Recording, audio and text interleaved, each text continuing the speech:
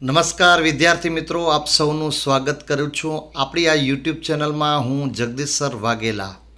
મિત્રો, જવાહર નવોદય વિદ્યાલય પ્રવેશ પરીક્ષા ધોરણ 6ની અંદર પર્યાવરણ વિભાગની અંદર આપણે માનવ શરીર વિશે વિસ્તૃતમાં અભ્યાસ કર્યો. તેના પ્રશ્નોના જવાબ આપણે મેળવ્યા, જેની અંદર સ્વાધ્યાય કાર્યમાં આપણે ઘણા બધા પ્રશ્નોની ચર્ચા કરી અને તેના વિશે વિસ્તારપૂર્વક અભ્યાસ કર્યો.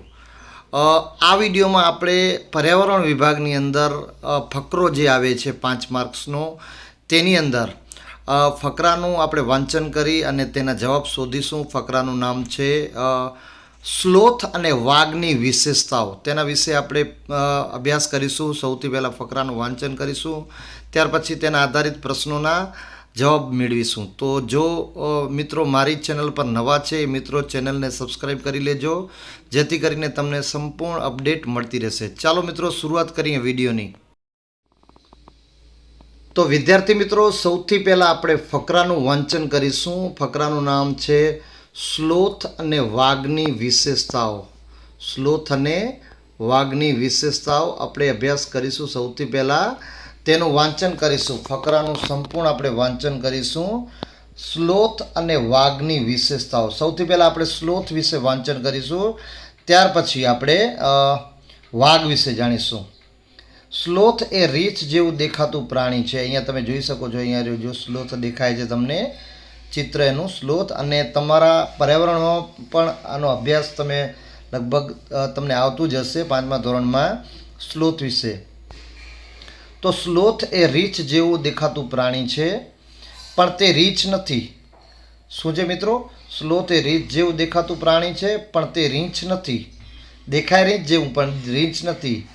તે દિવસના લગભગ 17 કલાક ઝાડની ડાળી પર ઊંધું લટકીને ઊંઘમાં વિતાવે છે.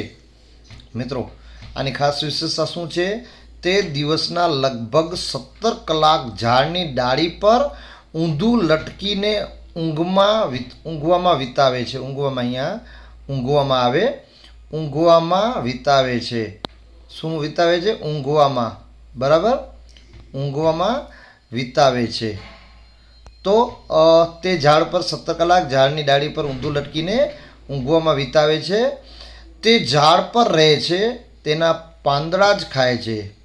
તે ઝાડ પર રહે છે અને તેના પાંદડા ખાય છે. અને 40 વર્ષના જીવનમાં તે માત્ર 8 જેટલા વૃક્ષો જ બદલે છે. મિત્રો, સ્લોથ શું કરે? તે ઊંધું લટકીને 17 કલાક ઝાડની ઊંઘમાં જ વિતાવે છે. તે ઝાડ પર રહે છે અને પાંદડા જ ખાય છે, ખાલી પાંદડા જ ખાય છે. અને 40 વર્ષ એનું જીવન, એનું જે આયુષ્ય છે ને, એ 40 વર્ષનું છે. બરાબર, એ 40 વર્ષમાં માત્ર 8 વૃક્ષો જ બદલાવે છે. તો આ સ્લોથની વિશેષતાઓ છે. આ તમને દેખાય છે સ્લોથ, જો અહીંયા ચિત્ર તમને દેખાય છે સ્લોથ. બરાબર છે મિત્રો? તો આ હતી સ્લોથની વિશેષતાઓ. હવે આપણે જાણીએ વાઘની વિશેષતાઓ. તો વાઘની વિશેષતાઓનું વાંચન કરીશ.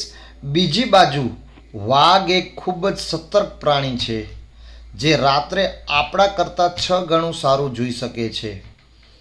વાઘે સતર્ક પ્રાણી છે અને આપણા કરતાં ઘણું સારું જોઈ શકે છે.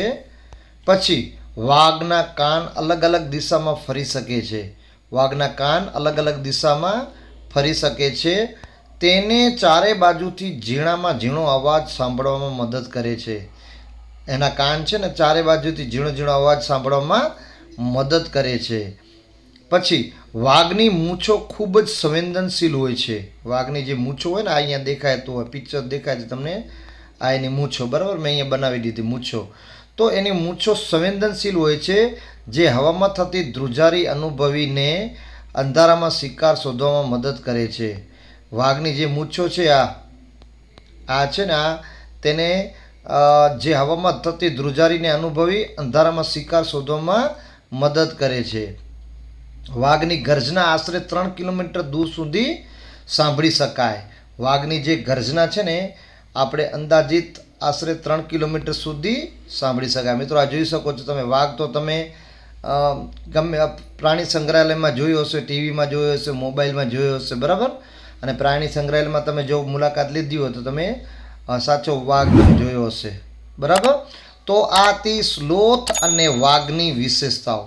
સ્લોથ અને વાઘની વિશેષતાઓનો આપણે ફકરો વાંચન કર્યો. હવે આપણે આના આધારિત જે પ્રશ્નો છે એ પ્રશ્નોના જવાબ આપણે ડિસ્કસ કરીએ. ચાલો આપણે પ્રશ્ન નંબર 1 થી આપણે શરૂઆત કરીએ. સૌથી પહેલો પ્રશ્ન છે, સ્લોથ કેટલા દિવસ ઊંઘમાં વિતાવે છે? સ્લોથ દિવસના કેટલા કલાક ઊંઘ વિતાવે છે? સ્લોથ દિવસના કેટલા કલાક ઊંઘમાં વિતાવે છે? એ 10, બી 12 કલાક, સી 17 કલાક, ડી 24 કલાક. એ 10 કલાક, બી 12 કલાક, સી 17 કલાક કે ડી 24 કલાક. તો મિત્રો આપણે અભ્યાસ કર્યો કે સ્લોથ છે ને 17 કલાક સુધી ઊંઘ ઝાડ પર ઊંધા લટકીને સૂવે છે, બરાબર. તો 17 કલાક આનો જવાબ આવશે. પહેલાનો જવાબ આવશે 17 કલાક, બરાબર. 17 કલાક ઊંઘમાં વિતાવે છે. ત્યાર પછી પ્રશ્ન નંબર 2, સ્લોથ તેનું આખું જીવન 40 વર્ષ, સ્લોથ તેનું આખું જીવન એટલે એનું આખું જીવન કેટલા વર્ષનું છે? 40 વર્ષ. આશરે કેટલા વૃક્ષો પર વિતાવે છે? આશરે કેટલા વૃક્ષો પર વિતાવે છે? મિત્રો આનો જવાબ આપણે ઓલરેડી આપણે ફકરાનું જે વાંચન કર્યું તેની અંદર આપણે અભ્યાસ કર્યો હતો કે આખું જીવન તે કેટલા વૃક્ષો બદલાવે છે. અહીંયા લખેલું છે જો મિત્રો 8, બરાબર 8. તો આનો જવાબ અહીંયા મળી જશે તમને. આપણે જઈએ મેઇન પ્રશ્નમાં. સ્લોથ આખું જીવન જે છે એ 8 વૃક્ષોમાં જ વિતાવે છે, બરાબર. બી 15 ના આવે, સી 25 ના આવે ને ડી 50 પણ ના આવે. તો આનો જવાબ આવશે 8 કલાક, બરાબર. ત્યાર પછી પ્રશ્ન નંબર 3 છે, વાઘ રાત્રે મનુષ્યો કરતાં કેટલું સારું જોઈ શકે?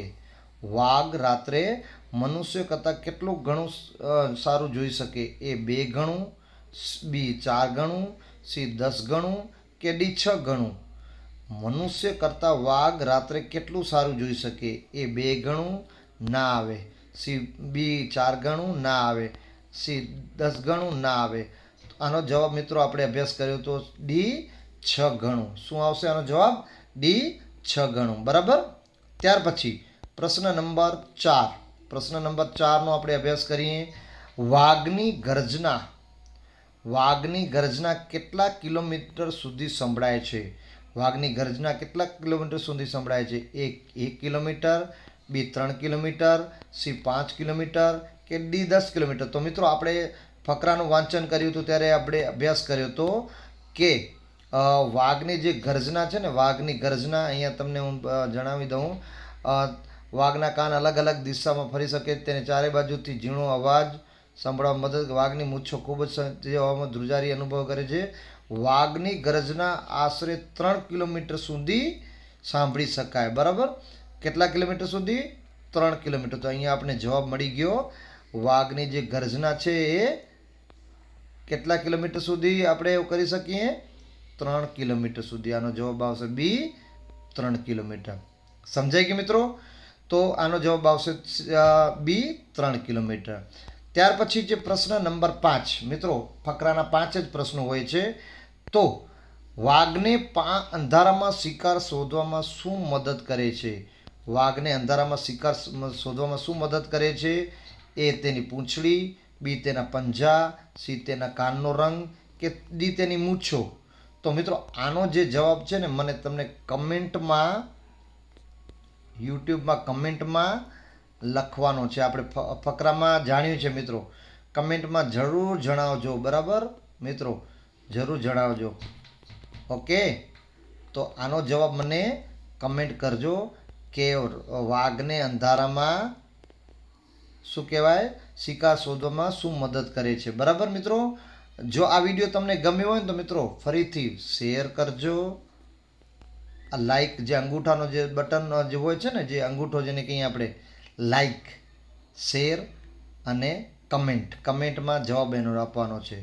જો તમને આ વિડીયો ગમ્યો હોય, સમજાઈ ગયું હોય તો લાઈક બને જ છે, બરાબર. લાઈક કરજો, આ વિડીયોને તમારા મિત્રો સુધી શેર કરજો અને કમેન્ટ જરૂર કરજો. જવાબ કમેન્ટ કરજો. આનો પ્રશ્ન 5નો જવાબ શું આવે, બરાબર. મળીશું નેક્સ્ટ વિડીયોમાં આવી જ રીતે અભ્યાસ સાથે. ત્યાં સુધી થેન્ક યુ, ધન્યવાદ.